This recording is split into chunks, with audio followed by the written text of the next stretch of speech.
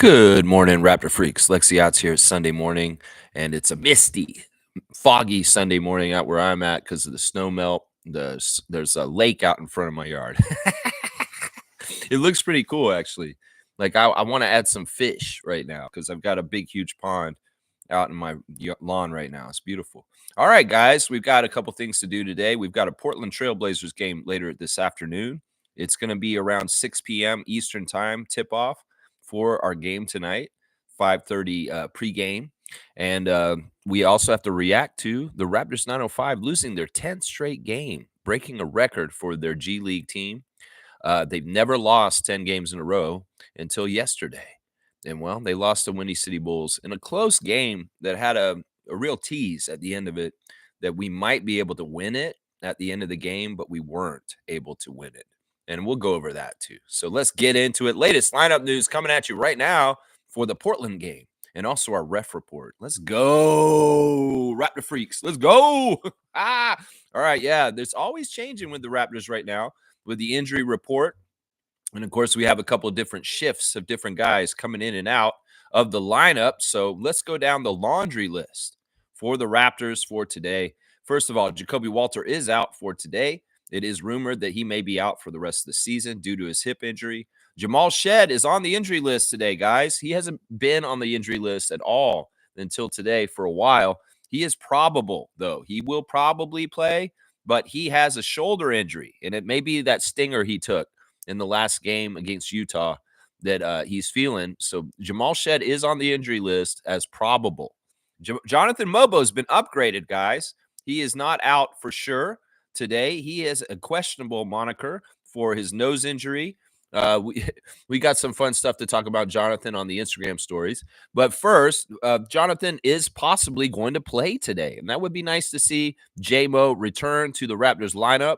So there you go. We got to go by each one of them just to be for sure. Now, in the same boat as Jonathan Mobo, questionable for today that could play, Oshai Abaji coming back from his ankle injury. He is questionable. He could play today against the Portland Trailblazers.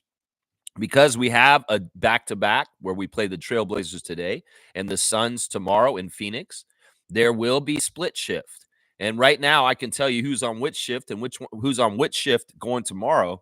Well, RJ Barrett will be off today. He is not going to play today. It's not a rest game, though. They're saying he's questionable, but I think I'm pretty sure that they said that he was going to be off today. He has an illness. Apparently, RJ's feeling sick right now. And he's questionable for today's game. So we go see maybe RJ and Emmanuel will be sitting today. No Emmanuel quickly for tonight's game against the Trailblazers. He is a rest day out. So Emmanuel will not be playing tonight for sure. RJ is questionable.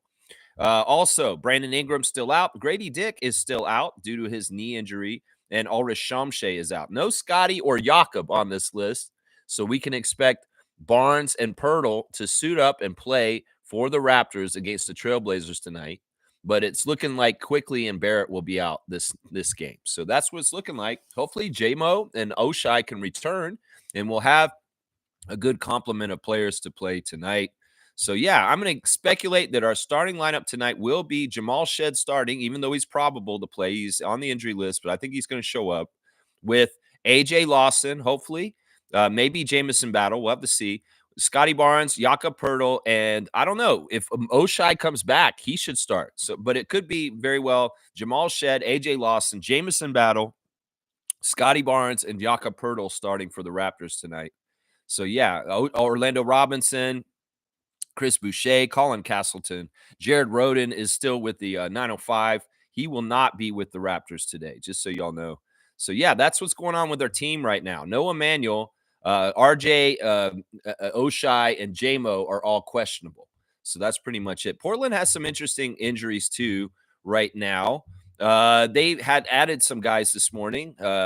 First of all, Robert Williams III, the former Celtic, is questionable for today's game due to, hang on, why does that keep clicking like that? Due to left knee strain. He has a left knee strain. So Robert Williams III is questionable. Anthony Simons is also questionable for today's game due to a right hand soreness. Jabari Walker is out for sure. Jeremy Grant is doubtful for the game today due to his knee. And DeAndre Ayton has been out for a while with a left calf strain since February, and he's not available right now. So there are Portland Trailblazers injuries right now, and we'll have to see if Simons, Grant, or Williams will be out. It looks like Williams is totally out at this point. So Robert Williams III, Jabari Walker will be out. Anthony Simons and Jeremy Grant are day-to-day. We'll have to see. So who's on the Trailblazers? We haven't seen them yet until today. This whole entire season, we have not seen the Trailblazers until today. Well, it's Toumani Camara, Shaden Sharp from Canada, and their starting center is Donovan Clingan, Scoot Henderson, Denny Avdia, Delano Banton, Matisse Thybulle, Chris Murray, Duop Reith, Rayan Rupert. Yeah, that's pretty much their team right there. So I'm going to speculate that the starting lineup for today with Simons, if Simons is out, they'll start, maybe they'll start Delano tonight. That'd be interesting if they start Delano Banton at point guard with Toumani, Camara, Shaden Sharp, Denny Avdia, and Donovan Clingan is what I'm going to guess is the starting lineup for today's game. Yeah, Scoot Henderson could start also. We'll have to see, depending on whether Simons is available. So Simons, Grant, day-to-day, Williams III and Jabari Walker out, along with DeAndre Ayton also. So, yeah, let's see what they're saying for a percentage of who is going to win this game. ESPN matchup predictor is giving these splits. 57% chance the Portland Trailblazers win today. 43% chance the Raptors win. So they're giving the advantage to the Trailblazers today, possibly winning. So that's interesting. You know, we're not going to be too upset if we lose today, right, Raptors fans? I don't know. Either way. Now, the refs are interesting for today. They're actually very favorable for the Raptors, guys. We have our crew chief today as Ben Taylor, number 46 out of Murfreesboro, Tennessee in his 12th season. We know Ben Taylor. We've had Ben Taylor recently. We won the game recently. His favorite TV show is The West Wing. He likes the movie Field of Dreams. He listens to Brian McKnight. He reads Mitch Rapp. His favorite meal is ribeye steak. His favorite app is TripIt. He most like to visit Scotland. He'd also like to play at Augusta National, and his hidden talent is dancing. Ben Taylor considers his most memorable NBA assignment to be a regular season game between the Miami Heat and the Charlotte Bobcats on March the 3rd, 2014, when Miami's LeBron James scored 61 points. So Ben Taylor's most memorable game is a very high-scoring game by LeBron. Ben Taylor is the best ref for the Raptors today. We win 61% of our games historically with Ben. He's always been a good ref for us, guys, even with Fred. We've won one of our 2 games this year. We've only had him twice. We won the last game we had with him. It was on this recent win streak. And so we're 1-1 with Ben Taylor this season. And the Trailblazers only win 37% of their games. So Ben Taylor very heavily favors the Raptors historically. 61-37 is the split for the Raptors with the crew chief. The second ref is another great ref for the Raptors, JT Orr, 14th season out of Pomona, California. His number 72. He loves the show Three's Company. He likes the movie Fletch. He listens to Pearl Jam. He read the book The Outsiders. His favorite meal is biscuits and gravy. He uses the app Maps. So I guess Ben Taylor's going to use TripIt, and he's going to use Maps.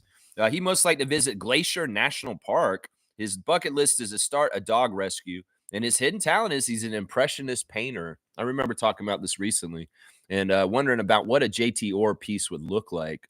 I may want to own one someday. Seriously, it'd be really cool. JT Orr's officiating experience includes 5 seasons in the G League and 13 years at the collegiate level in the Pac-12, West Conference, West Coast, and Big West conferences, among others. He officiated the 2011 NCAA tournament. JT Orr also worked 8 years as a high school referee in Southern California. Yeah, JT is a good ref for us. This year, our record with him with 3 games is 2-1. So we've won 2 out of 3 games. JT Orr has refereed for us this season. Our percentage is 59% winning. We've won 59% of our games with JT Orr throughout his career. And, well, the Trailblazers win 48%. So 59-48 for the Raptors with the second ref, JT Orr. The third ref is the rookie ref, the young ref, in her second year, Sheree Mitchell, number 98 from Provo, Utah. Her favorite TV show is Law and Order SVU. She likes the movie Pretty Woman. She listens to Beyonce. Her favorite book is Conversations with God. Her favorite meal is Caesar salad. She likes the ESPN and Spotify apps. She most like to visit Africa. Her bucket list is to get her PhD, and her hidden talent is breakdancing. I think that's pretty awesome. She's a breakdancer. We know that Ben Taylor also likes to dance, so maybe they could be doing some dancing during the game or something like that. That's right. Yeah, Mitchell officiated 5 seasons in the G League, where she refereed playoff games 3 years and was a finals alternate. She officiated 2 seasons in the WNBA also, including 1 year of playoff assignments. Yeah, Sheree is pretty young. Not many games with the Raptors. I believe we're our record is 2-2 with her. That's our record overall. We've had her 4 times. We're 2-2, and both of the wins were this year. We're actually 2-0 this season with Sheree Mitchell. So 2-2. We were 0-2 last year with her, and we're 2-2 this year. 2-0 this year. So 2-2 overall. And the Portland Trailblazers are 4-4 with her.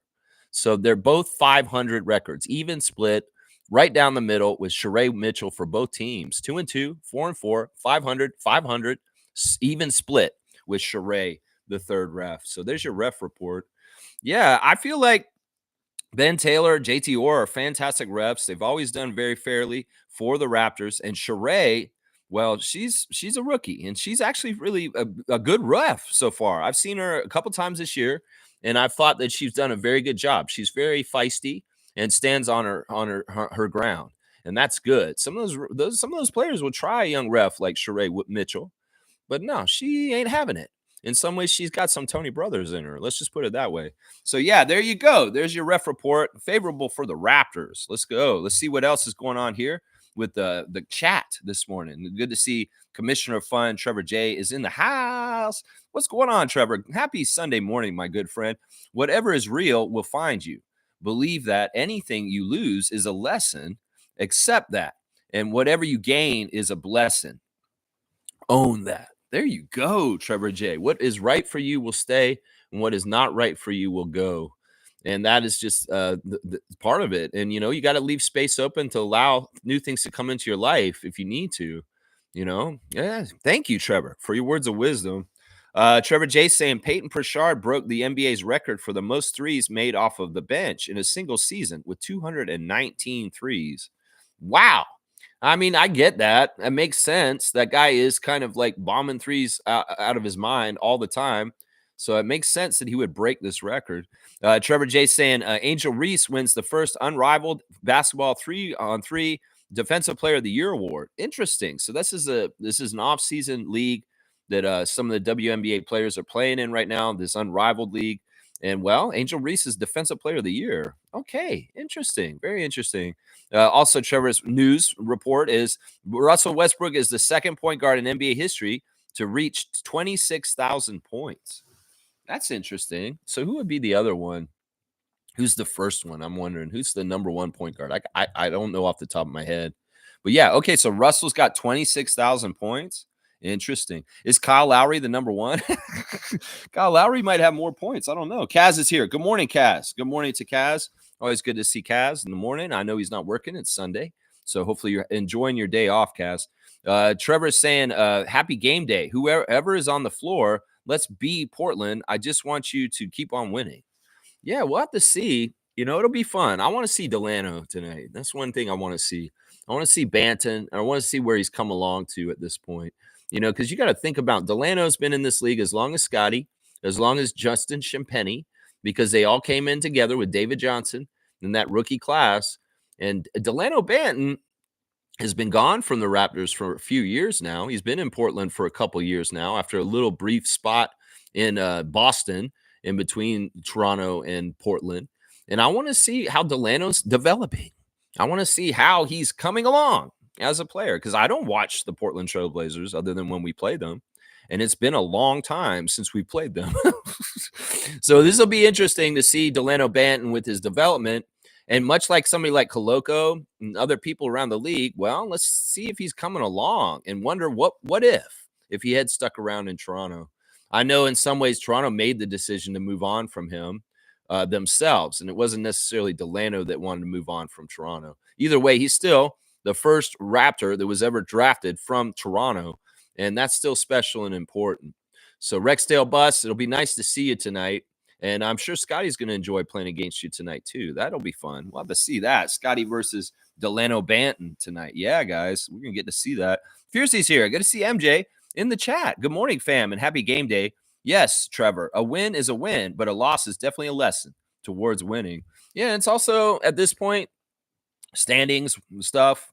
I think that because we've committed to winning so much right now and the ping pong balls be damned, I think we should do what Trevor's saying and just keep trying to win because there is still an outside chance that we'll make the play in, which is crazy. So we got to take care of business, play out, and try to win. And I don't know. The guys we got sitting out today is probably going to be Emmanuel and RJ. And we'll just have to see how it goes. We'll just have to see how it goes with Pirtle and Barnes being the main guys for the Raptors today. Yeah, those guys will be playing. It's good because Portland's a big team, and I'm glad we're going to have Pirtle for the game tonight because in some ways we can afford not having Pirtle against the Suns tomorrow, which is likely. We got to think about this also. The way that back-to-backs are going to be for the rest of the season, there's going to be split shifts. And certain people will play on one night and certain people won't play the next night. So Emmanuel and RJ will probably play against the Suns, but they won't be playing against the Blazers today. Let's see. Fiercey's commenting on the 905 game because she was in the chat with us watching the game yesterday. Raptors 905 game, Chicago's was more dominant. I saw what y'all were saying about Ulrich being a huge miss on the roster. Yeah, it really is very right away. Ulrich Shamshay gets an MCL tear and he's out for the season, and the Raptors 905 do not win ever again. And that's basically what's happened with them. The last time they won, Ulrich was playing, and now he's out, and they don't have him, and they haven't won since. And some of it is, guys like Lawson and Roden getting called up and away, not getting the ability to use Colin Castleton.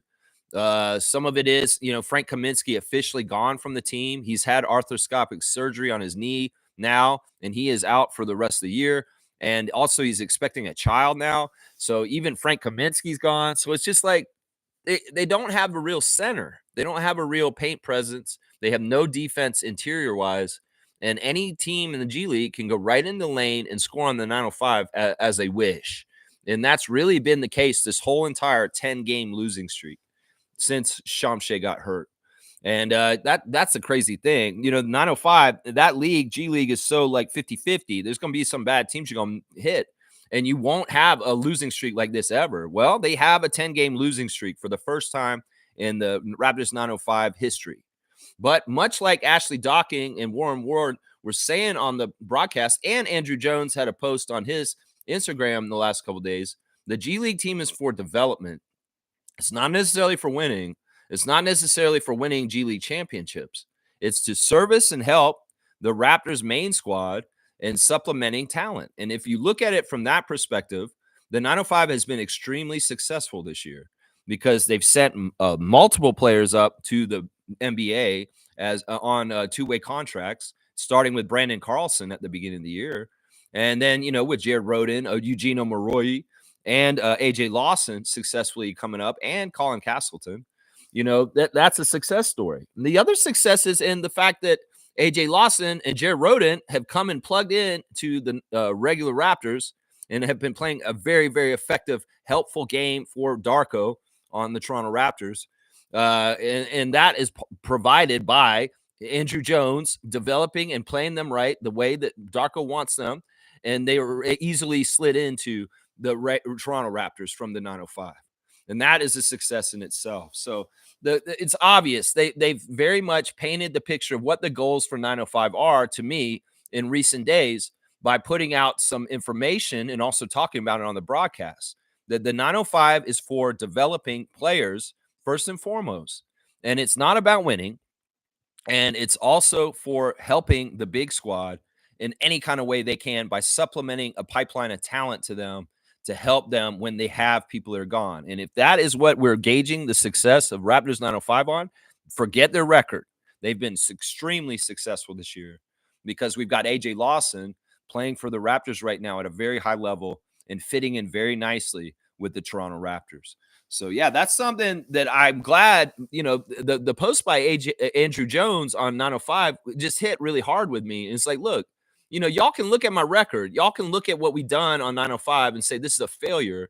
But honestly, they've been a huge success this year on the down low. Forget about the record. And I would say this, if Shamshay had not gotten hurt, they would be still winning and doing really good things right now. It's just that he is the only player on that team that is defensive oriented and rebounding oriented to save them. Now, Windy City Bulls is a similar team to us. They were losing a lot, and they don't really have a big guy either, but they do have Javon Freeman Liberty, and that's who kind of messed us up yesterday. JFL getting a triple-double at Paramount Fine Food Center yesterday against the Raptors 905. And JFL being very happy to be back in Mississauga. He had some very glowing words for the Raptors 905. He said that Mississauga is like a second home to him after playing for them last year. And, they did boo him. When they announced him in the intros before the game, the 905 crowd booed Javon Freeman Liberty, which was not totally classy. But he did get a standing ovation from some ticket holders, season ticket holders, according to Lindsey Dunn, sideline reporter. So I don't know. It's a weird thing with Javon. Javon was getting booed during the game yesterday, but also at the same time, he was getting a lot of praise and love from certain people also in the arena. Well, let's do the stars of the game for the 905 real quick while we're at it. Yeah, it was a tough game. They were behind most of the game, down by 20 multiple times, and then they clawed back. And they tied the game with like 2 minutes to go. Kennedy Chandler with a huge three that tied the game, and they gave themselves a chance. But alas, they could not execute at the end of the game. And it really wasn't that they couldn't score at the end of the game to win it. They couldn't stop Windy City is what killed them. Javon Freeman Liberty himself just went right into the lane and shot the shot up. He missed it, but there was a guy right there to offensive rebound, put it back, and win the game for them by 2 points, 128 to 126. And that's too bad because, like Kennedy Chandler said in his post-game interview, we can't be letting other teams get 20-point leads on us and then expect that we can come back on 20-point lead and make it up and win at the end of the game. And Andrew Jones said after the game, the 905 have to stop coming out in the game and trying to feel out the feel of the game and taking their time in the beginning of the game. They need to come out and be aggressive and make their destiny themselves instead of waiting to feel the feel of the game and get eased into the game. No, Andrew Jones wants them to come out with a very direct mentality of this is what we're going to do, and we're going to go do it, and we're not waiting around to see what the other team's doing to feel out the game. This is very much what Andrew Jones said after the game yesterday. My number one star of the game yesterday is Kennedy Chandler. Without that big three-point shot late, there's nothing there. In 25 minutes, Kennedy had 29 points. He was hooping yesterday, trying to carry the Raptors 905 back into the game, 10 of 13 from the field. So he was scorching, shooting well. 1 of 2 from three. That three that he hit was the only one he hit the whole game. 4 of 5 at the free throw line, 4 rebounds, 2 assists, 3 steals, 1 block, 3 turnovers, plus 15 for Kennedy Chandler, outscoring his minutes, 29 points in 25 minutes. Yeah, another thing that really killed 905 in a close game like this was tons of missed free throws. They missed 4 free throws. Now, once again, that is not 4 points because most of those free throws are worth 2 points. So in a 2-point loss, you missed 4 free throws, and those free throws could have added up to maybe 8, 9 points. There you go. That's the game right there. So make your free throws 905. Seriously. My second star of the game is Jared Rhoden. Jared Rhoden was rolling. He was carrying this team, but he got hurt, y'all, yesterday. He twisted his ankle and had to leave the game, and he did not return. 26 minutes for Jared. He got 26 points. So 26 minutes, 26 points. 10 of 18 from the field. He was shooting really well. 2 of 6 from 3, 3 of 3 at the free throw line, 4 rebounds, 1 assist, 1 steal, 3 turnovers. Minus 14 for Jared Rhoden before he got hurt with the twisted ankle and had to go to the back. I really hope Jared's not that hurt. Monique was very, very upset when she saw that Jared Rhoden had gotten hurt in this game. I mean, in some ways it's sad because the guy just made it up the big club. He has to stay behind because in some ways, the reason why Jared Rhoden didn't come on this West Coast road trip is because they're expecting guys like Abaji and Mobo to come back. and they'll have them back. And in some ways, the 905 needs Roden more. And he may not get to play as much on this trip. But it's interesting that they chose Lawson to come out on this trip, and Castleton also, as far as for use. But yeah, Roden plays a game for 905 and he hurts himself. So hopefully Jared's not that hurt and he'll be available for the next game against Windy City Bulls on Tuesday.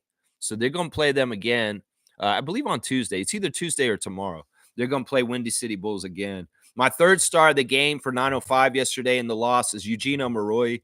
Eugene is just a battle axe. The guy is just crazy. He's a lot of fun to watch. He does all these kind of crazy spins. He's very physical. He's a feisty player. He gets crazy steals. He's just like, he runs over and grabs the ball from people all the time. He's amazing. Eugene Omaroi, 38 minutes, 19 points on 7 of 19 shooting, 1 of 5 from 3, but made both his free throws, so we can't blame him. 6 rebounds, 13 assists for Omaroi with the double-double in assists and points. 4 steals also, 5 turnovers though, +6 with 19 points, 38 minutes. Eugene Omaroi, you've been honestly the best player for the 905 this whole entire year, and I appreciate you, man. And I hope you do get called up one more time with the Raptors before the end of the season. I don't know if it's going to happen for sure, though. But Eugene's the man. Quincy Guerriere started 6 for 13, 0 of 2 from 3. He missed a free throw that was crucial, that was annoying. 4 offensive rebounds for Quincy, though, 7 all around. 3 assists, 2 steals, 2 blocks, 12 points for Quincy. Evan Gilliard, 4 for 12 from the field, 2 of 4 from 3. Missed his only free throw. 3 rebounds, 2 assists, 1 steal, 2 turnovers, a -19 with 10 points in 28 minutes. Charlie Brown Jr., the other starter, 4 for 8 from the field, 1 of 5 from 3, 1 rebound, 1 assist, 1 steal, 1 block, 9 points for Charlie. Tyler Perry off the bench, 0 for 5, 0 for 4 from 3. Made his only free throw, though, got 2 points, 3 rebounds, 1 assist, 1 turnover, +6. Tyler was very feisty. Loud Love came in for a 2-minute appearance. Didn't do anything at all. Tyreek Key, 27 minutes, 3 of 9 from the field. Missed all 3 of his threes. 3 of 4 at the free throw line. 3 rebounds, 2 assists, 2 steals, 1 block. +20. 11 points for Tyreek. And then Lacey James came in and shot 50%, 3 for 6. Missed his only 3. Made his only free throw. 4 offensive rebounds, 6 altogether. 3 assists, 2 steals, 1 block, +8 with 8 points for Lacey James. We did not see the brand new 905 player DJ Jeffries play in this game. So yeah, it's just it's not the most talented team. And also they're not very big. That's really what it is right there. I mean, Omaroi is really kind of their center and he's like 6'7". And Lacey James and Loudon Love are both 260 pounds, 6'7" guys too. So our centers right now all Chuck Hayes size on the 905. Does that tell you enough there? Wow, the rain just picked up outside. It's really raining outside now. There's your 905 recap from what happened yesterday. They had a chance. They teased a possible win, but they didn't get it done in the end, and that's unfortunate. That's unfortunate. I was so happy to see Fiercey and Monique and other people in the chat with us yesterday during the 905 game. All right, let's see. Fiercey's also saying incoming fine for JB Bickerstaff as he crashed out on the refs display yesterday. Definitely felt the frustration as players do their best on both ends, but not all get a fair whistle. This is interesting. Yeah, JB, they've had such a good run recently. Detroit, they've been winning a lot, and I guess maybe they had some unfavorable calls recently, and he didn't like it. And he came out and did a little bit of a Darko rant in the game. Yeah, he's going to get fined. But you know what? Maybe he'll get a better call partly because of this. This is an old Nick Nurse tactic. Nick Nurse would call out the refs and get in trouble, get fined. But, miraculously, the ref whistle would be better in the next couple games. So who knows? Maybe he's doing something to help his team get better whistles in the games to come. That may be smart by JB. Fiercey saying looked up the Raptors, looked up the Blazers' recent games. Delano does not get that much playing time. Robert Williams III seems to be injured on many occurrences. Yeah, he in some ways, Robert Williams III is part of the reason why the Celtics traded him so easily in that deal with Drew Holiday is because he is always hurt and he's not available. Time Lord's amazing talent. I mean, I would love Time Lord healthy on the Raptors, honestly, because he's such a good long center kind of player, like a Claxton, and it's too bad that Robert Williams III can't stay healthy. That's been his biggest problem in his career, for sure, MJ, for sure. Yeah, DK's here. Bye-bye, Trailblazers. Bye-bye. Adios, Trailblazers. Yeah, I don't know. Maybe we'll beat them tonight. We have a 43% chance, according to ESPN. 43% chance to win today, DK. Good to see you this morning, DK. That's right. Guys are saying Robert Williams is a definition of injury prone. There you go. I won't disagree with that. And DK saying Raptors at Trailblazers, 6 p.m. Let's go, hype machine. Get me hyped. That's right. Give me the rundown. That's right. 25-game win streak against the Trailblazers. There you go. There you go, man. This man's on a 25-game win streak. DK. I love it. Love it. Donkey Kong. Let's go. Let's go. Tristan Trey saying that's a good book. That's a good book. The one that which one the refs are reading? Which book is it? Is it the Mitch Rapp books, or is it The Outsiders by JT Orr's book, or is it Conversations with God? I wonder which book Tristan Trey's saying. Which one it is there? Yeah. Fiercey saying same issue for the main squad and Raptors 905. Bigs are extremely valuable. Need to draft a center. Well, I mean, it's not exactly the same issue that the Raptors and the 905. The Raptors don't have an issue right now. The Raptors are good. And maybe the Raptors' issue is they're winning too much is actually the issue for the Raptors right now. 905's issue is they don't have enough talent and they don't have enough size. And the Raptors have enough talent and size right now. That's for sure. They've got the size from the 905, the Colin Castleton. That's the size that should be on the 905, helping the 905, but he's up with us. And I don't mind it at all. It is what it is. It's going to be what it is for the rest of the season. The 905 will have a very hard time winning the rest of their games. In fact, they could lose every single one of the rest of their games right now, the way they are right now. And I don't see any of the J-Rooks coming back to help them. Jacoby's out for the season, probably. Jonathan Mobo, if he has any more games left this season, he will be playing them on the Raptors. Jamison Battle not being there right now, well, that says something right there that they need him up on the big squad. He's traveling. AJ Lawson, not even there to help them at this point. So it's just how it is. It's just how it is. Tristan Trey saying, why boo former players who left on good terms? Yeah, you're wondering about why they booed Javon Freeman Liberty in the 905? Well, and I may be partly to blame for this myself because I was never a real fan of JFL. I was very, very derisive of him last year. In some ways, he was my Kennedy Chandler of last year. The guy who was so selfish, would just score all the time himself, never pass the ball. A shooting guard marauding as a point guard. A guy who he'll fill it up for himself. He'll score like crazy. And a lot of people liked JFL last year because of that. But I wasn't one of them. I was always deriding him and saying we don't need him around. He's a ball hog. He's undersized, and he has no future in the NBA.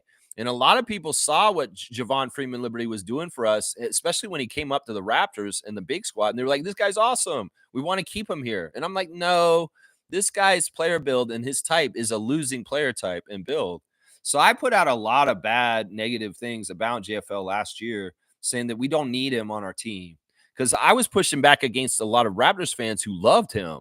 And they were like, well, we need to sign him for years to come now. And I was like, no, we do not. No, we do not need to do that. So some people may have saw what I saw, that JFL is a bit selfish and he's not really a team player.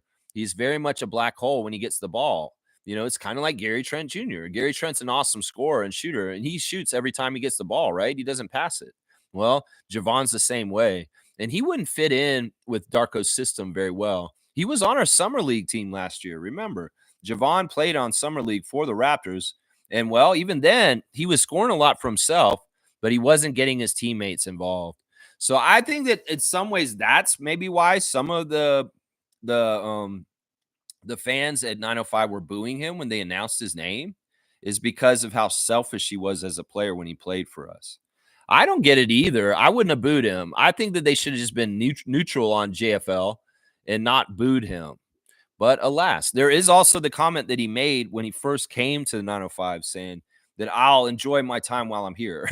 He said something like that. He said something right away in his first interview. It's like, this is going to be great for me while I'm here. He made it very clear he wasn't going to be here very long. And that's realistic and fair, because that's the way the G League is. These guys get shuffled around, and Eugene Omoruyi may not be on 905 next year. He may be back on Capital City Go-Go again all of a sudden. It could be shuffled around. It's always how it is with G League. But I don't understand why they booed him either. There really wasn't any reason to boo Freeman Liberty yesterday. But they did. They did. Fiercely saying Mobo, Walter, and Shed were to spend more time with the 905, but they're extremely efficient with the main squad. Well, they're advanced. And in some ways, part of it is this, Fiercey.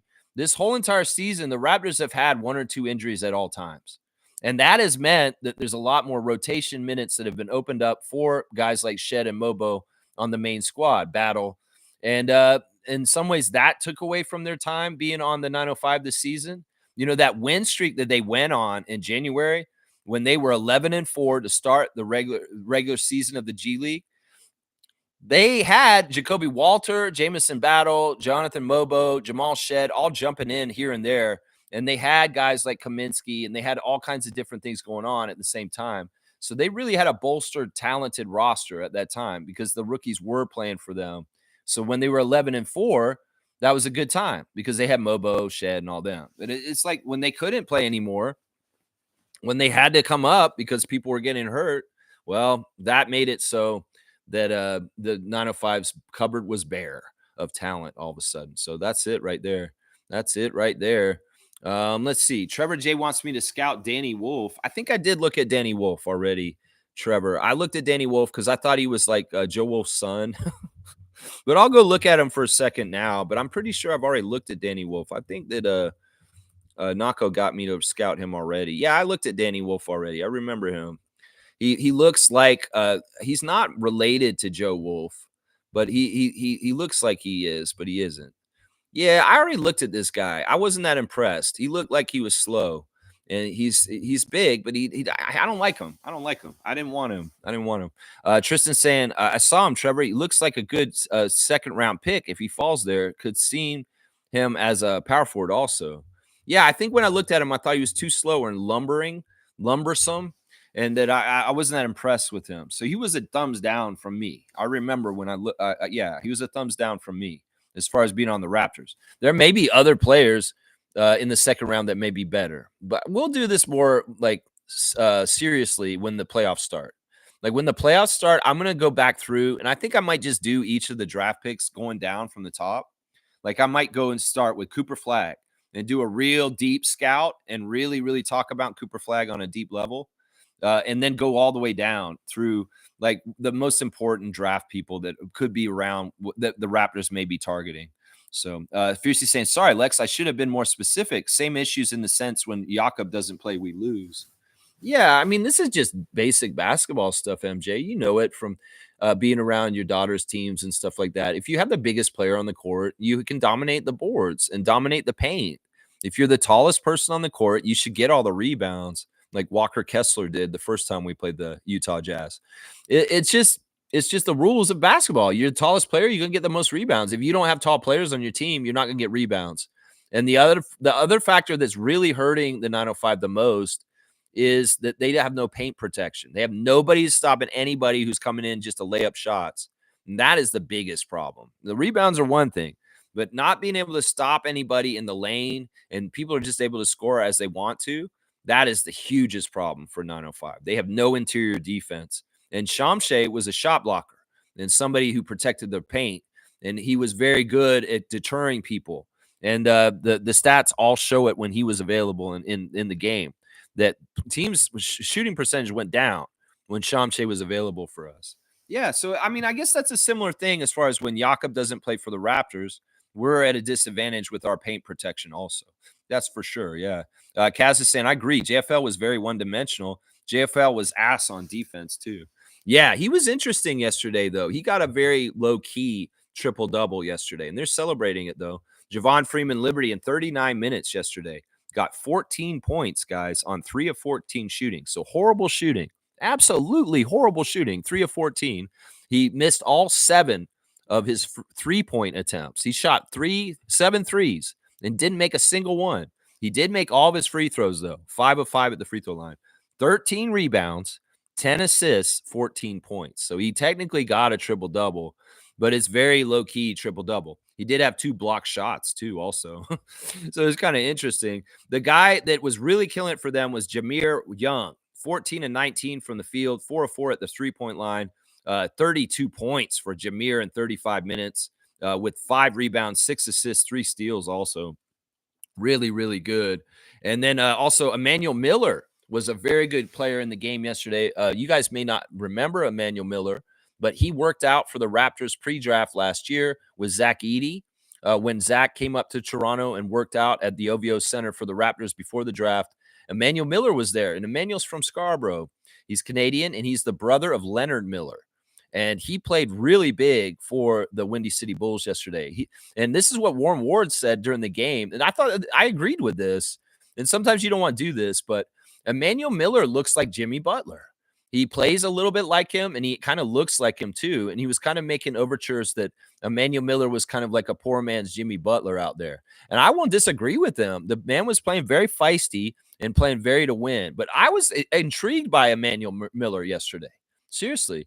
He may be somebody that the Raptors 905 and the Raptors may want to put a pin in and try and say, you know what, maybe we try and get Emmanuel Miller in the 905 next year because he's from up here and he's playing very, very he was very effective in a couple ways. Emmanuel, 33 minutes, 9 of 18 from the field, 50% shooting. He missed all 4 of his threes, though. 2 of 3 at the free throw line, 5 rebounds, 1 assist, 2 steals, 2 blocks, 2 turnovers, 22 points for Emmanuel Miller, the brother of Leonard Miller.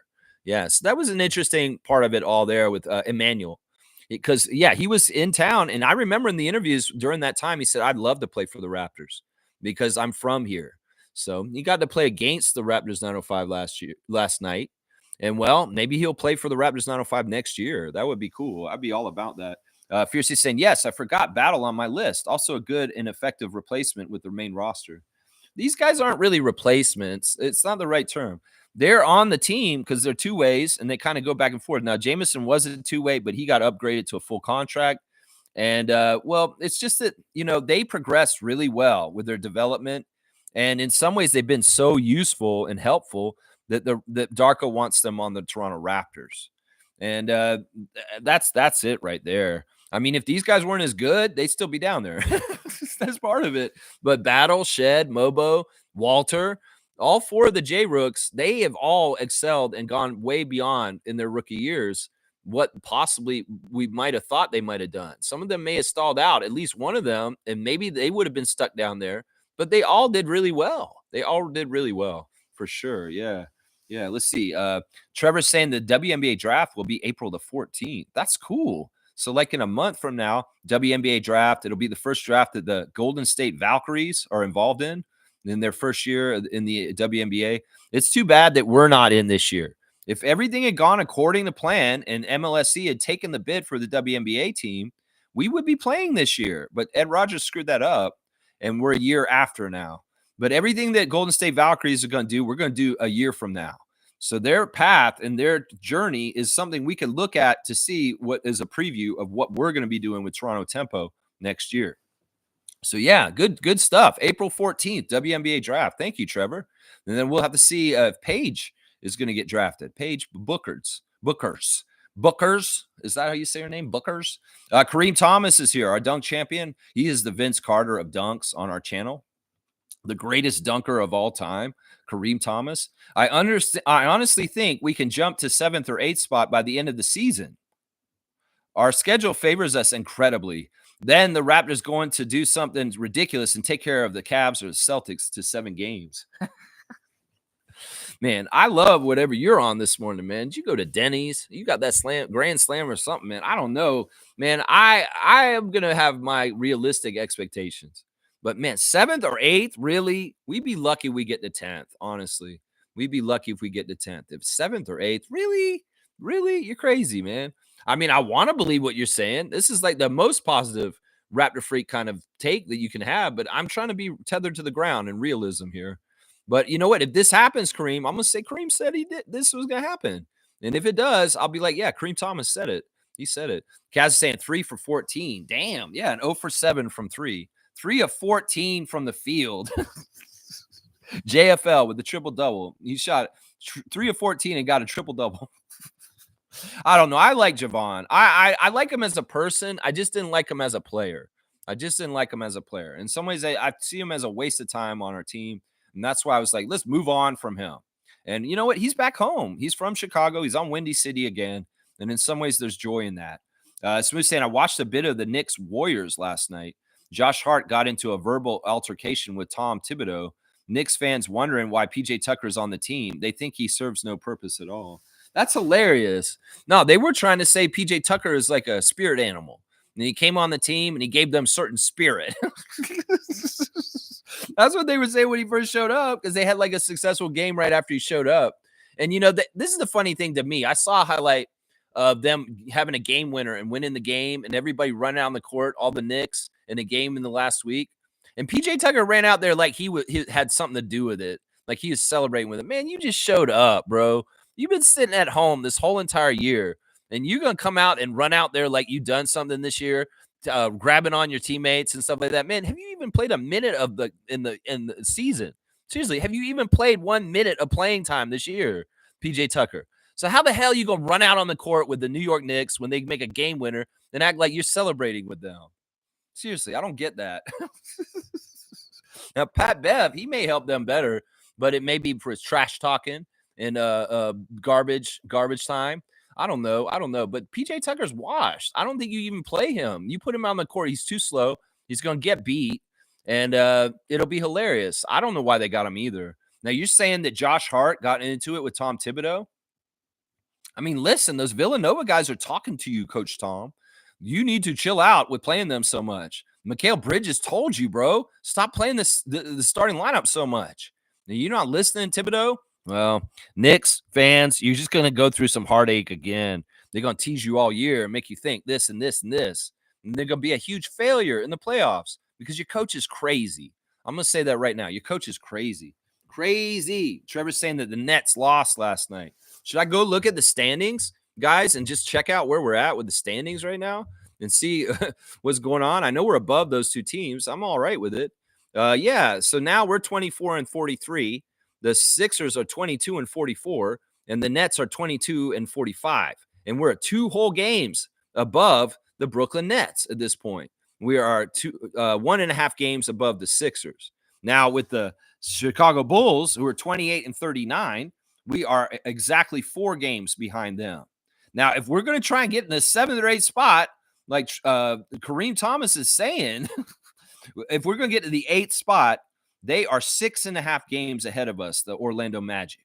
So I don't know, man. We're going to have to win like 8 or 9 out of we're going to have to win 10 out of 15 pretty much if we're going to overpass the Orlando Magic. And they're going to have to lose a lot, seriously. So I don't know. That's a lot. In some ways, Kareem, the reason why I don't believe what you're saying is because it's not all dependent on whether we do what we need to do to win. It's also dependent on those teams above us losing a lot for us to overtake them. And in some ways, they may want to stay where they are in the play-in, and they're not trying to lose like the teams that are below us, like the Nets and the Sixers. So that's what I've seen right there. Yeah, Smooth saying only 16 more games, man. Yeah, I don't even think it's that. I think it's like very few. Very, very few. Kaz is laughing. Spirit animal. Yeah. Smooth saying Freeman Liberty is not an NBA player. Yeah, I just think that, he just doesn't have the right size and the right skill set for what he needs to do. If he was more like Marquise Noel, he might be in the league. That's what I'm saying. Marquise Noel's too small. But if he was JFL size and doing exactly what Marquise Noel does, he'd probably be in the league. That's what I'm saying. That's the difference right there. Right there. Marquise Noel is the right kind of player with the right kind of skill set. JFL is not. He's just a baller. He just wants to score shots, make baskets right and left. Yeah. Trevor J saying that Jalen Brunson is now out until the middle of April. Maybe that's why Josh Hart was yelling at Tom Thibodeau. Yeah, I seen there's some clip of the Knicks being doing their podcast. There's a podcast with Jalen Brunson and Josh Hart, and they had James Dolan on it. And that's the one where James Dolan talks about whether he should have got the whole thing with Vince Carter about the Knicks almost getting Vince Carter. That's hilarious, by the way. But yeah, they have a moment where Tom Thibodeau is calling the podcast, and James Dolan answers the phone, and he say, "Yeah, I'm the personal assistant of Jalen Brunson." He's like, "Wait, who is this? Is this you, James?" He's like, "Yes, it is, Coach." It is me. Yeah, I don't know. James Dolan, you trying to be more friendly and likable to the Knicks nation? I don't think it works. Seriously, they can see you're an asshole still. You can go on that podcast and pal around with Josh Hart and Jalen Brunson. You're still a dick, bro. It doesn't matter. I think Knicks fans have enough built up animosity towards you that it doesn't matter if you do your players' podcast and you try and make yourself more likable. They still hate you because of all the pain and suffering you've caused them since you've owned the team, which is like 20 years now. So don't even try and kiss their ass now by going on the players' podcast, James Dolan. You're still a dick, and they still see right through it. And Mikal Bridges is still asking them to stop playing the starters so much. That's right. Mike's here. Mike's here. Logical Raptors Fanatic. Y'all check out Logical Raptors Fanatics YouTube channel. It's a great companion channel to my channel where he covers a lot of really cool stuff, especially salary cap and team management stuff, Bobby Webster kind of stuff. So, yeah, he's saying PJ Tucker as a spirit animal is wild. He sat out all year and the team wants to play less minutes. Makes complete sense. Laugh out loud. Yeah. I don't know why he's there. I feel like he just got a favor called in. He's like, y'all, I do want to play this year. Who do I know? I'll call the Knicks and see if they'll be dumb enough to sign me for a 10-day and have me come in there just for a second. Yeah, I don't know. Maybe this has something to do with like his pension. It's like you have to play at least 1 minute of the game for it to count as a year, PJ, or you don't get this a year added on your pension. I don't know why PJ Tucker decided to show up all of a sudden. I'm glad he didn't show up here. In some ways, he's toxic. In some ways, it's like, whatever, PJ Tucker. We're in our 30th anniversary season. You could have came up and just waved to people for a second, being like a 3-time Raptor. That's right. He's been a Raptor 3 times in his career. This is the 3rd time, but he didn't even bother to show up the 3rd time. So it's like, whatever, PJ. Toronto and Canada doesn't need to like you, bro. You go ahead and just be yourself in your shoe collection and your washed up self. Well, you got spin cycled by Pascal Siakam 3 years ago, and you were washed then. Seriously. He did. He got washed 3 years ago by Siakam in the spin cycle. That's right. You got spin cycled bad, actually. Real bad. All right, let's do the Instagram stories since Trevor's brought it up. We'll start with Kelly Olynyk, who's celebrating his teammate CJ McCollum on New Orleans. He has moved up to 20th in three-pointers made all time in regular season. So he's 20th now on three-pointers made. There you go. The list is Jason Terry, Jamal Crawford, Kyle Lowry at 13, Kevin Durant, Paul Pierce, Buddy Hield, Eric Gordon, Jason Kidd, Dirk Nowitzki, CJ McCollum, and Joe Johnson right after him. So CJ is number 20 now. Kelly's celebrating his teammate. What about Lloyd is in Honolulu?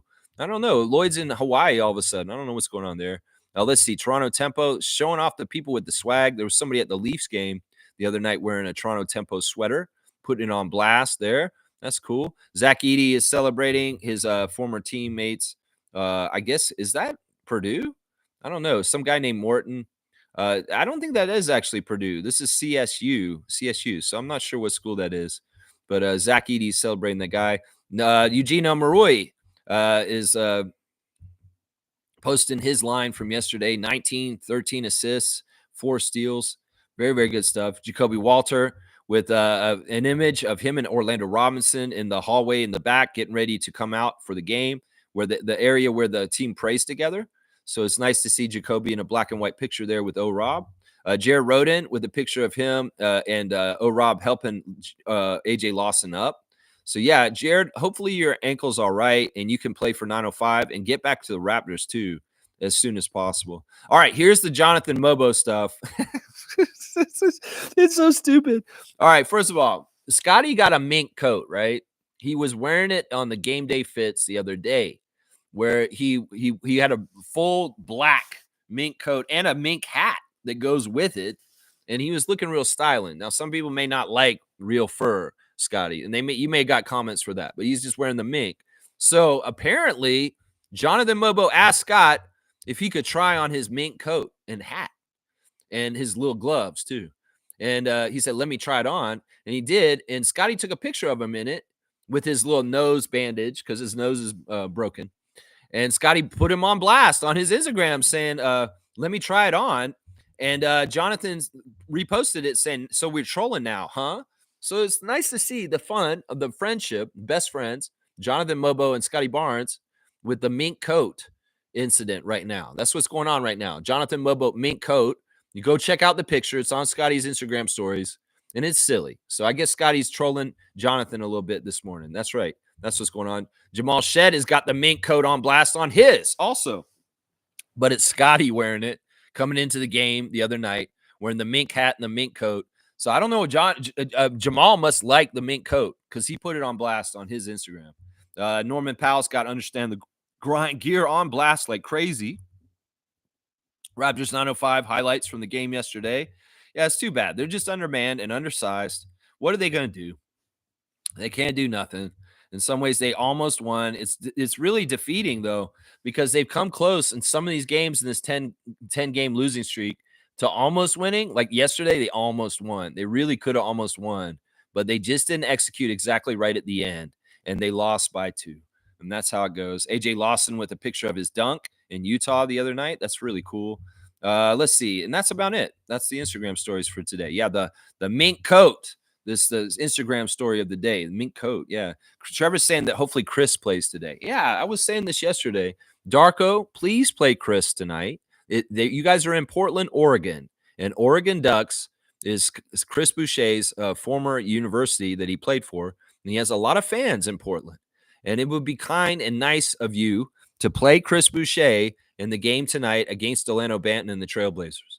So please, Darko, please play Chris for the Ducks, for the Duck Nation in Oregon. Please do it. Please, please, please, please. All right, let's see. Is there anything on Instagram that or on not on Instagram, Blue Skies, that's new from what's going on right now? No, Blake Murphy just updating us on what's going on with the Portland Trailblazers. Jeremy Grant is doubtful for the game due to his knee. Anthony Simons, his hand, and Robert Williams, his knee, are questionable. And DeAndre Ayton, Jabari Walker are out, and Sidi Sissoko and Rayon Rupert are with the G League team. So that's the latest from Blake in the last hour or so. Let's go look at Raptors Reddit real quick. There may be some fun things they're talking about on there. They're saying that there's a new tank challenger with the Dallas Mavericks. They may be forced to forfeit games due to all the injuries and not being able to sign guys to play for them under the salary cap.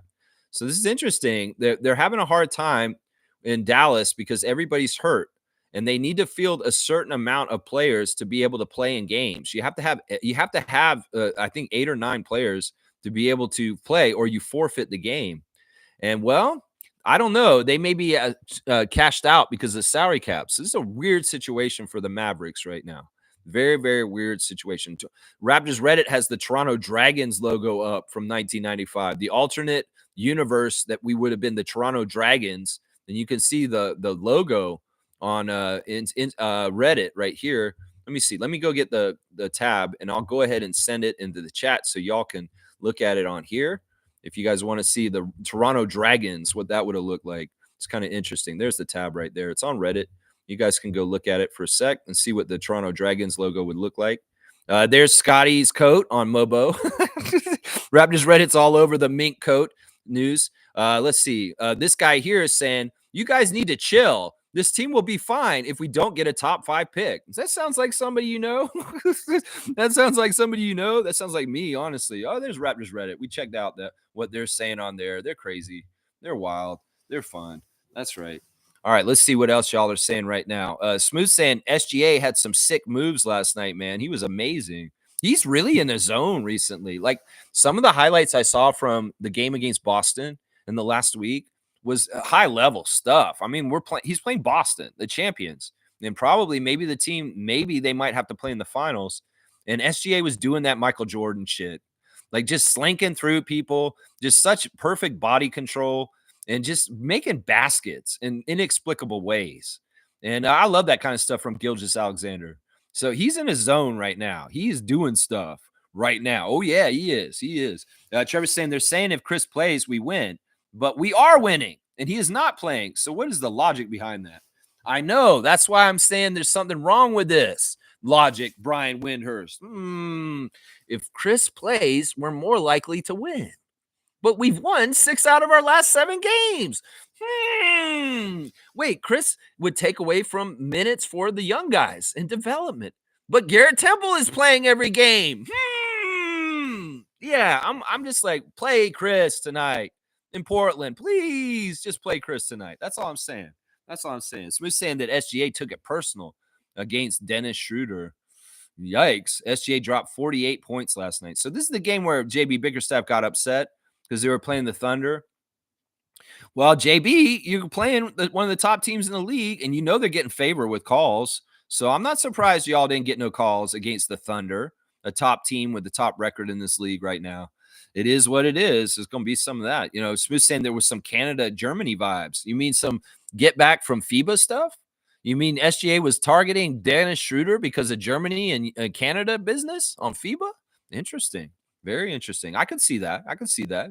Fiercey's got SGA on fire. Fire. Fiercey's saying, just saw what you shared, Lex, for the Dragons logo. The details are nice. Yeah, it's an interesting idea. It was one of the finalists, Toronto Dragons.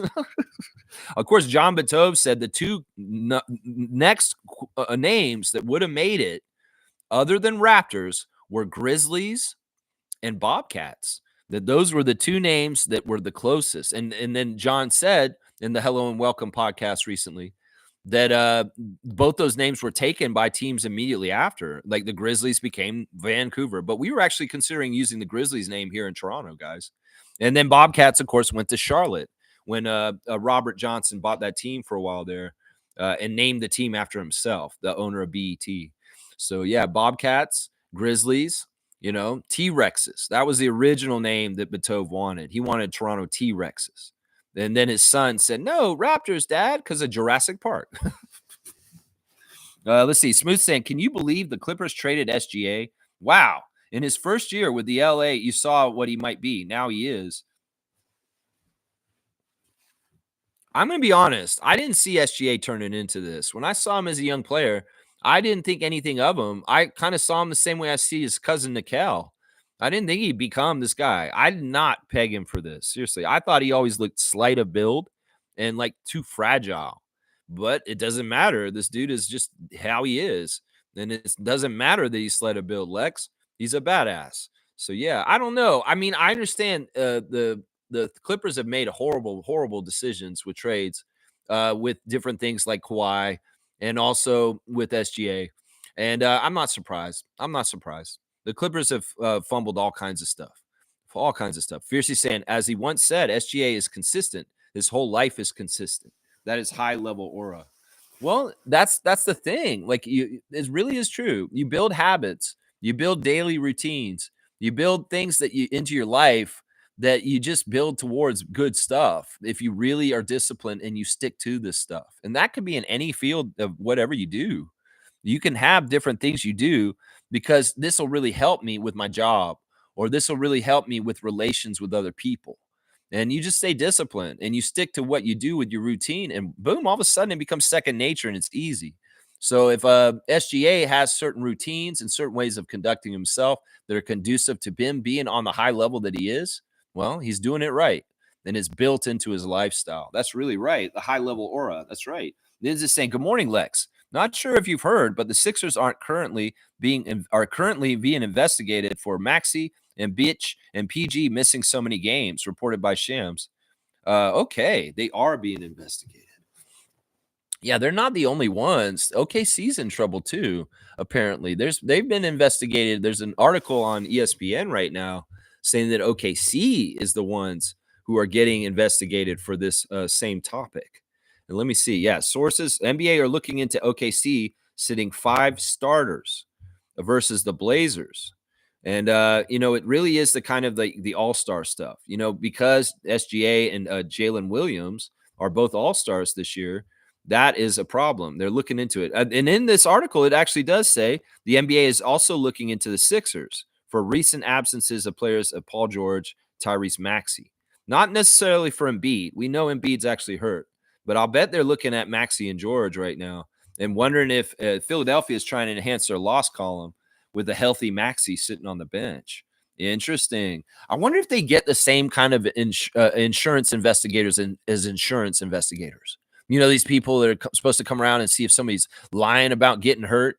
There's people out there that'll spray bottle the floor at the grocery store and slip on it all of a sudden. Oh, I hurt my neck. Oh, I'm suing you, you grocery store. and then they're not really that hurt, or they put on a whiplash thing and they're acting like they're hurt all the time. So like, and then they have like the insurance investigator comes and watches them from the bushes. Like, that man is not using his whiplash collar. He's not that hurt. I better tell them he's faking.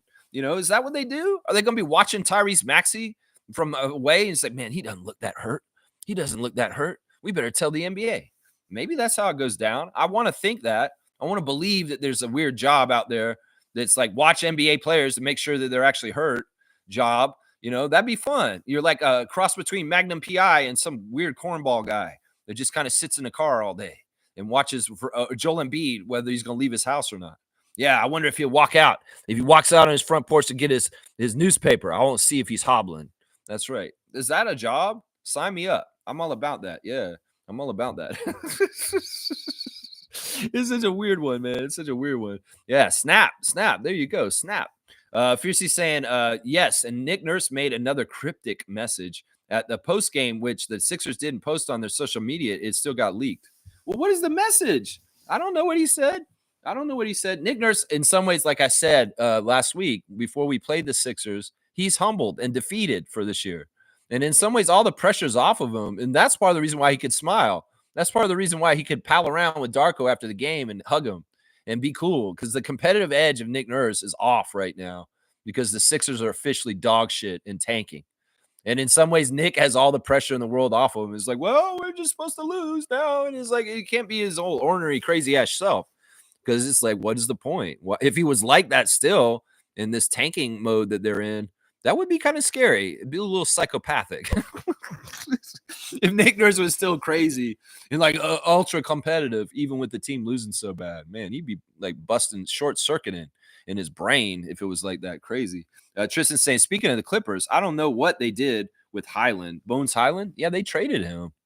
Or they cut him or something like that. I don't know. He didn't fit in there. They didn't like him. There's been issues with him. I'm not even sure what's going on there. Fiercely saying that in bitch. You like them bitch? Well, we've been calling him in bitch for a couple of years for a while. And Nins, really, it hits hard when Nins does it as a Philadelphia native. As somebody who lives in Philadelphia, calling Joel Embiid in bitch is funny. I'm wondering, like, Nins, are you a former Sixers fan that is like, I like the Raptors more, and I'm going to be a Raptors fan in Philly? Because I feel like that's what you're doing, man. And I'm all about it. I don't mind this. I'm not going to get mad at you because you live in Philadelphia and you're a Raptors fan. No. I'll respect you even more. It's just, I'm wondering, Nins, did you have a moment where you were like, I am supposed to be a Sixers fan. I've lived in Philadelphia, but I don't like them. They're annoying me. And I kind of actually respect and like the Raptors a little bit more. And that's why I'm more of a Raptors fan at this point. I don't know. I want to kind of hear your hero story. How did you become a Raptor freak hero, Nins? I want to know. I want to know the process here. Yeah. Smooth saying Bones Highland was traded to Atlanta and waived by the Hawks. That's it. That's what it was. Thank you, Smooth. Thank you, Reggie. For information, you're getting a dunk, because that is what I remember too. So they traded him to Atlanta this season, and Atlanta just waived him. And you know what? You know what it is with Bones Highland? It's a bad attitude. It's a antisocial person. And well, you got to be a certain level of talent to be antisocial and piss everybody off and stay in the league. If you're not that talent, well, you could be very talented. And you, hasta la vista, baby. Sorry, Bones.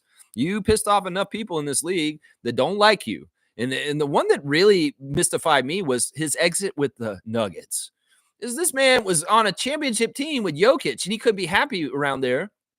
And he was being a little dick. And Malone and them traded him out and got him to the Clippers. They didn't value him. In some ways, if you couldn't get along with the Nuggets team and the Nuggets people, there's something wrong with you. Let's just put it that way. So there's something wrong with Bones Highland, is what I'm saying. Yeah. Trevor's saying they're also investigating the Oklahoma City Thunder. That's right. We'll have to sign up NBA investigations. I want to be in that. I want to be the Magnum PI of the NBA. Rolling up to Joe Embiid's house. Yeah, I'm watching him. My binoculars on it right now.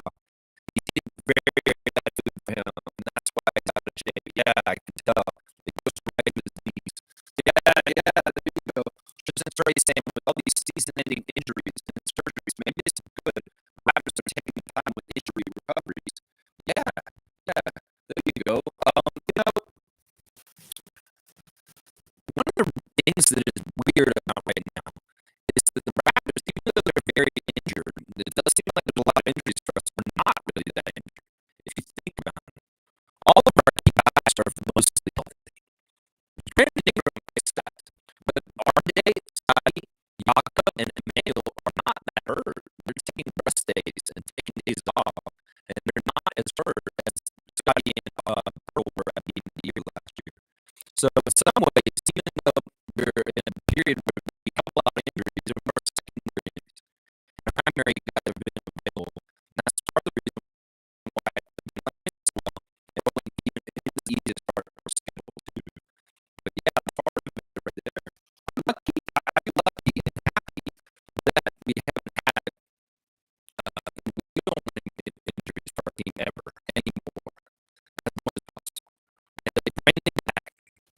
That's what I'm saying. Linder said something yesterday. Linder said, he's like, this is the most craziest ankle sprain of Brandon Ingram ever in the world. He's been out since December the 9th. He's been out for months. This must be the worst ankle sprain in the history of ankle sprains. And then Pelicans fan John chimed in and said, I believe he could have been playing for Pelicans that whole time. He was just sitting out. It's just an excuse. And now, like, as a Raptors fan, like, what's his excuse now? You're on the Raptors now, man. Why don't you get there and play? If you're like, well, maybe the Raptors are utilizing his ankle injury to keep him on the shelf, to help us. In some ways, if he comes back right now, it's going to help us win more, that's for sure. And that's not exactly what the game plan is right now. So it's like convenient to just add on to the ankle injury of Brandon Ingram that he's had this whole season. I don't know. I mean, he's a very skinny guy, and it could be a very specific kind of ankle injury. It's not like a normal ankle sprain. But Brian Andrews, what the fuck, man? You guys are really trying to fuck with the Raptors right now because you're scared. I can tell. You're talking so much trash on ESPN about us. Like, we don't know what we're doing. I don't understand how they're doing such a quick rebuild. It's not going to stay. You know, you're putting out all kinds of garbage. And, well, you're trying to gaslight us by saying, oh, Brandon's not really hurt right now and he should be playing right now. Either way, I don't give a shit what you say. I care about what Masai and Bobby say, but I could give a crap what any ESPN employee says about the Toronto Raptors. Because, honestly, you don't know what you're talking about when you talk Toronto Raptors from that broadcasting station is what I'm saying right now. Yeah. That's what I say to that. Tristan Trey's saying it's his favorite nickname, and bitch is his favorite. I like Mbozo. Mbozo's kind of like the one I like. Mbozo. Also, I haven't said this in a while. There's I used to call him Will Smith Frankenstein. Yeah, I used to like to call him Will Smith Frankenstein. That was a pretty good one there. Yeah, let's see. Mike saying Tristan Trey. They trade T-Man and Bones for Bogey from Atlanta to drop under the apron to buy out Ben Simmons. There you go. There's the more of the rounded out trade from Mike there. I like that. Fiercely saying Bones Highlands showed great promise. I like this game. For him to constantly get waived, something is up, either work ethic or behavior. He's a bad attitude. He's an asshole. Fiercely, that's what it is right there. I've explained it to you already. He's an antisocial person who's not a very nice person. And they had enough of his shit. And he wasn't good enough to just stay in the league just on his talent. Smith saying Highland thought he was better than Jamal Murray. See, there you go. He's coming up against our guy from Kitchener and saying he was a better player. And he's upset because Jamal Murray's getting more from the Nuggets and being a problem on the team. So, yeah. Piercy saying, I posted Nick Nurse's message in the Facebook chat. It seems he won't return next year as he's fed up with the losing. Wait, I didn't see that. You know, like I said, guys, you guys post so much in the Facebook chat that I do not always see everything that you guys are posting in there because I am sleeping and you guys are posting stuff all the time. Let's see. Okay, so yeah, I didn't see this. You posted this morning and I was asleep. I did not see this. You cannot expect me to see this. Okay, so I see that Isaac's chimed in on this and he's saying, okay, all right. So basically what Nick did in a post-game conference is checked out again like he did for us. He's checking out on the Sixers and he's making it sound like he doesn't want to be there next year. Interesting. That is very interesting. Tristan saying they brought in Harden and wasted his minutes. Bones Highland. Yeah, I remember that whole scene. Like they had a camera in the locker room and James Harden was walking into the locker room and Bones Highland was in the locker room. He wasn't too thrilled. James Harden showing up on the Clippers all of a sudden from the Sixers. I remember that clip. That's funny. And Westbrook was all like, yo, what's up, my guy, my dude, Harden, what's up? And Bones Highland looked like he was like, what the fuck is this guy doing here? Just kind of like what he looked like. Yeah, Smooth saying Bones is crazy, man. There you go. Tristan Trey saying it's like when Matt with Maxi, they wasted time. As soon as Nick came on, he said, "What are we waiting for?" Same sentiment. Yeah, I mean, man, if I was Tyrese Maxey, I might actually be trying to get out of Philadelphia at this point, honestly, because all he's seen is what he's seen. I mean, seriously, seriously, he can't be feeling that good about it. Yeah, Ninja saying no, no, he was never ever a Sixers fan. He's saying no. Okay, and Fiercely saying Lex, you skipped my comment right before Nins. All right, let me see. What did I skip? Um, I read that one, the one about Aura. I did read that. What are you talking about? I did read that. I did read the SGA Aura one. Let's see. Ninja's saying, wait, maybe all when Iggy was playing, but I was really young. Your mic is lagging, Lex. It just started. Okay, is it just me? Yeah, you know what? My mic has been issues. I'm trying to work with it and try and get it to work right. Now, is it going on and off or something like that? I don't know. I might, it's annoying because some people have said it's the headphones. The connection with the headphones is actually the thing that's doing it. I don't know. I may try not to use the headphones and see if it's better, but I've noticed that the mic is still kind of a problem at times. And it has to do with like it being live and having crinkles in the cords. And I don't like it. I'm sorry about that, guys. I do want to improve the quality of the show. The visual has gotten better over the years and the audio has gotten better too, but sometimes maybe it's a little bit off, like because the connection's doing something. I'm not trying to move anything around. So hopefully it'll fix itself or be right. But I apologize for any kind of technical difficulties. This is a ragmatag outfit here, y'all. This is a ragmatag outfit, and I'm not really a very technical person in some ways. All right, let's see. I hate that. Dry Turkey, good to see you. Welcome to the channel. I hope you can join us more often. Dry turkeys, there's wet ones out in my yard right now. Yeah, yeah. Let's see. Sample rate going wild. There you go. Static sound. It'll fix itself. I hope so.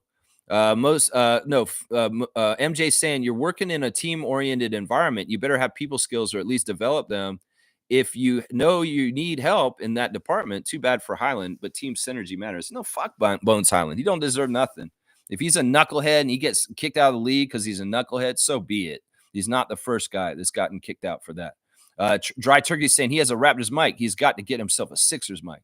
Okay, so this guy's a Sixers fan. This is weird, man. All right. Well, I've said a lot of Sixers slander today. I hope you'll keep it all on record and hold me to it. That's right. Yeah. Robot Mike. Yeah. Sixers Mike would be worse.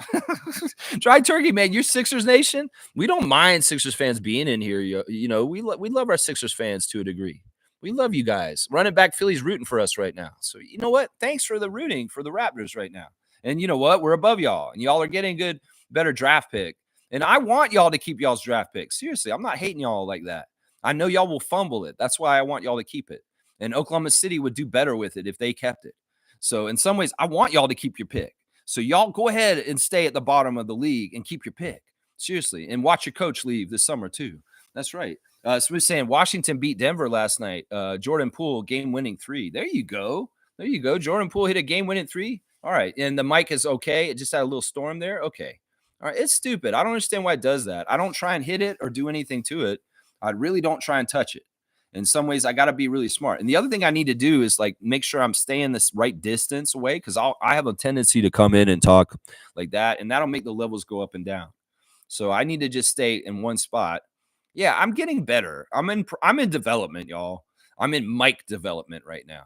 And well, we're going to develop my mic better and better. Watch. Over time, you're going to come back in like 6 months from now, Dry Turkey, when we're playing the Sixers in the fall. And you'll be like, man, Raptor Streak, he's developed his mic skills, just like Jamal Shed developed his backup point guard skills. Yep, that's what's going to happen. Thumbs up. That's right. That's right.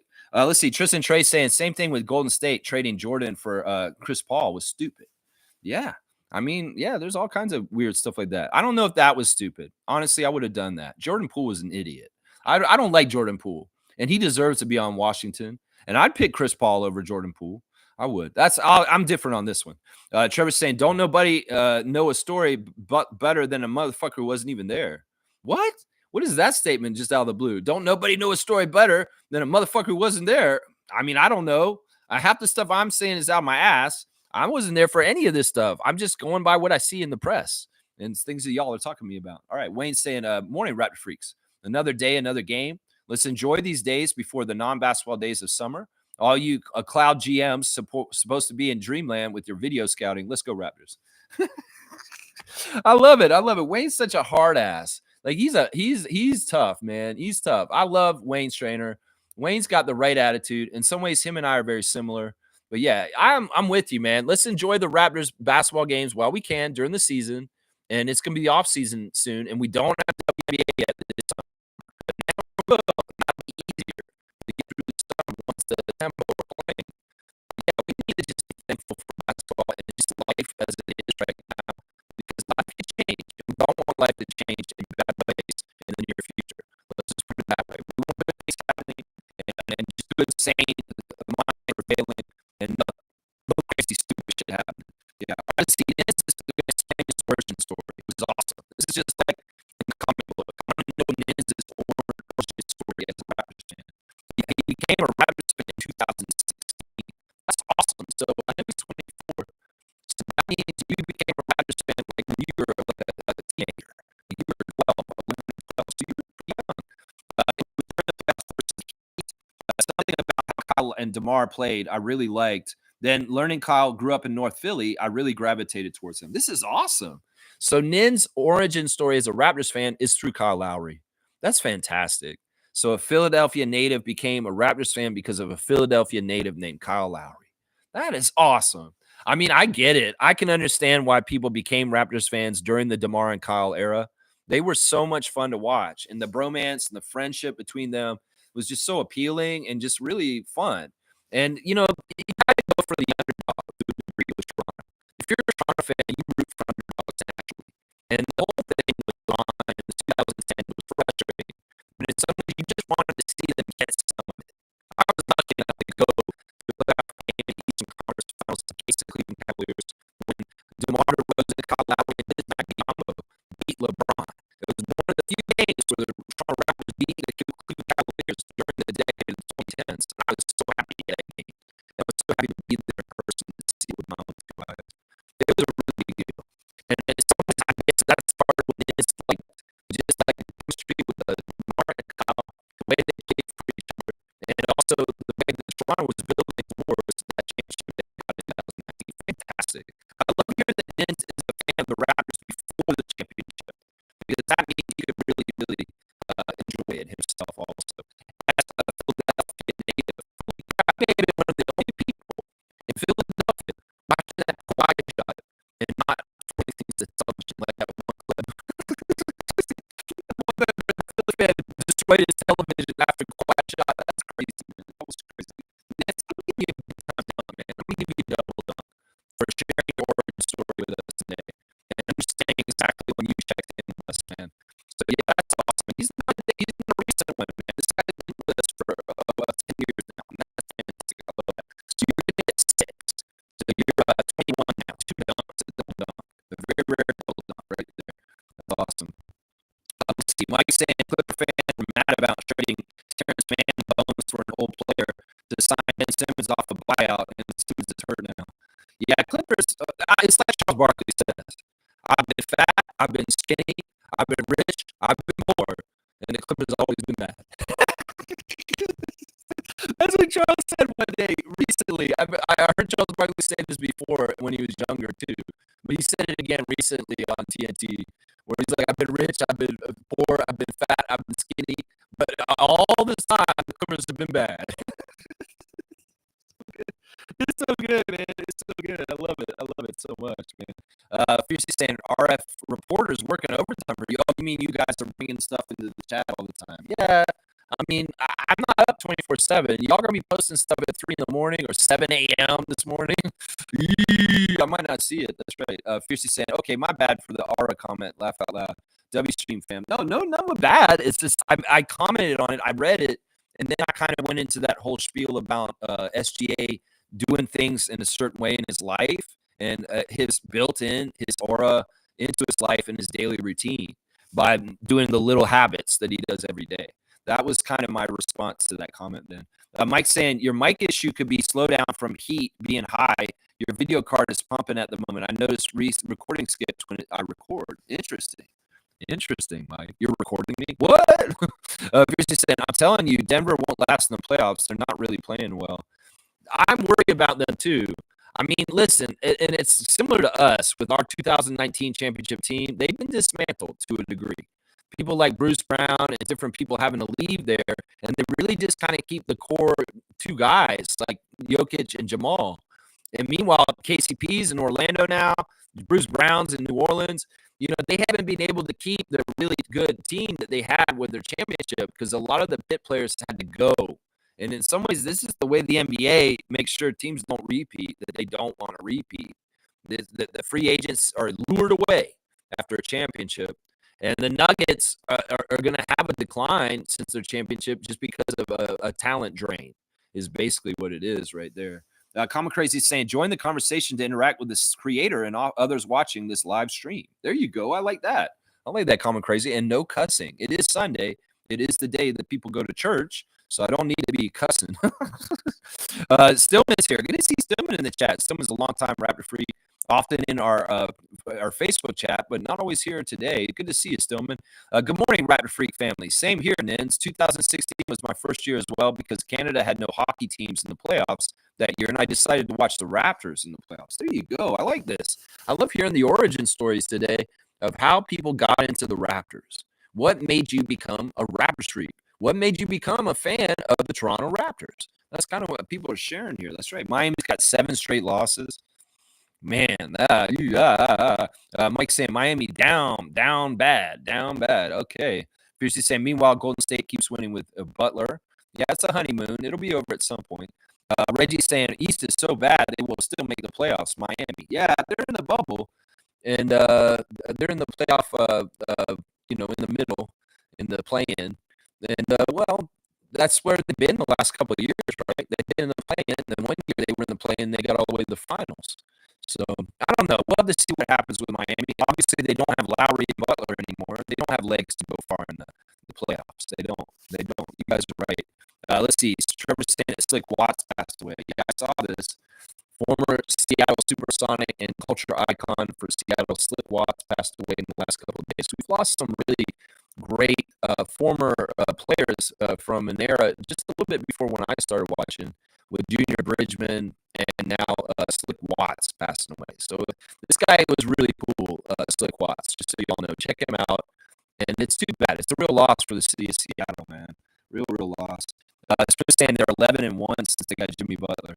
Well, it was a great move for them. Obviously, it was a very, very good move for them. But once again, just like the Lakers, I don't think they have the legs or the talent to get far in the playoffs. I don't care if Draymond and Steph have done it this many times and Jimmy this many times. In some ways, they don't have the size and they don't have the kind of things that you need in the playoff time. And they're not built for it. They really aren't. So I don't have any faith in Golden State. And plus, Draymond and Steph aren't any younger than they were from before, is what I'm saying. So Mike's saying, no, I don't record you. I meant on my video. I do one take and misses parts at times from overheating stuff. Oh, you're saying with your stuff, your video card. Okay, I get it now. And Mike's saying, Mighty Mouse and I live near Christie Pitt, so I like Doug Christie. I was 7 or 8. That's crazy. So Mike's origin story is he was a 7 or 8-year-old kid, and he lived near Christie Pitts, and he saw there was a player on the Raptors named Doug Christie. So he's like, is this his Pitts? Is this Doug's Pitts over here at Christie Pitts? And you live near Mighty Mouse. That is cool as hell, man. That's so awesome. That's original right there. That's Mighty Mouse, original Roy, Rookie of the Year, first year Raptors. There you go, Mike. There you go. That's awesome. All right, let's do the classic card. All right, guys, we'll do the classic card here. Let me see who we got. Oh, this is fun. We'll do this one. Why not? Why not with the last game? All right, guys, I'm going to bring it from far away, so get your answer in quick because this one is fairly easy. This might be like a 50-point card. We'll see how well y'all do. Eye test, though. Full name answer. Don't give me half the name. Put the first and last name in there, okay? So here it is. Can you see it from there? I will bring it up closer. It will be found at some point. We'll see if who sees it will get it. That's right. It may be easy to see now. Can you see it from here? Can you see it from here?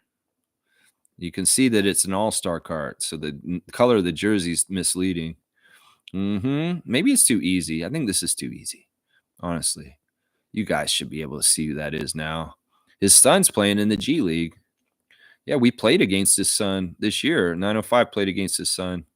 Oh my gosh, there you go. No, what, Mike? What? No, there you go. Reggie's got it. That's right. That's John Stockton. Of course, that's the career leader in assists and steals in the NBA all time.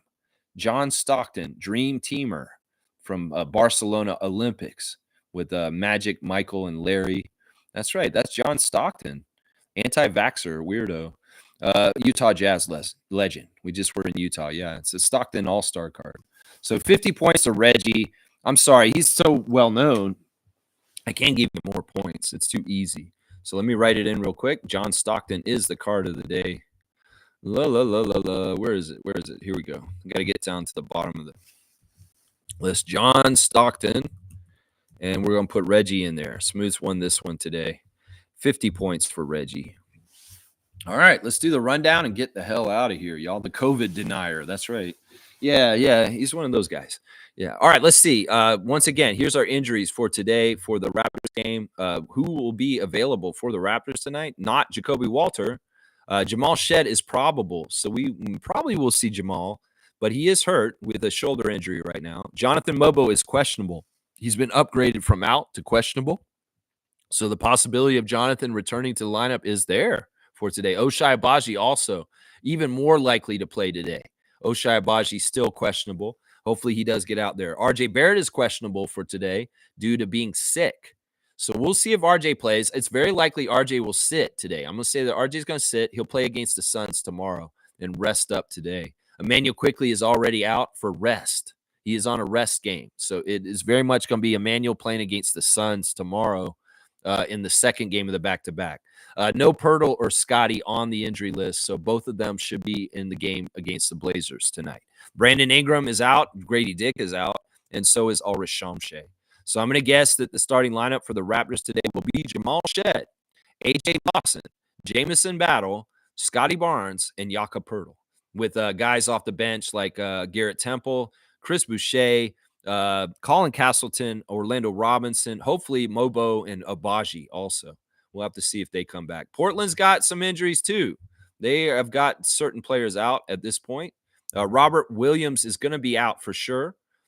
He's going to be out for the game today. Anthony Simons is questionable. Jabari Walker is out. Jeremy Grant is doubtful. And DeAndre Ayton is out also.